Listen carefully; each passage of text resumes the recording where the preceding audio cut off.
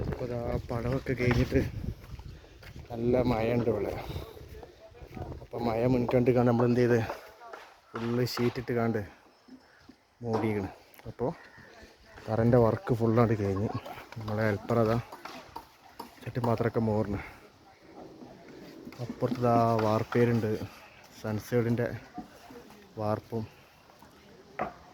അവിടെ നടക്കുന്നുണ്ട്. ഇവിടെ നമ്മളെ തറൻ്റെ പണി അതും നടക്കുന്നുണ്ട്.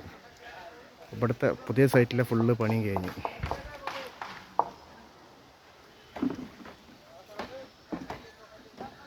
പോയിൻറ്റിങ്ങും എല്ലാം കഴിഞ്ഞു.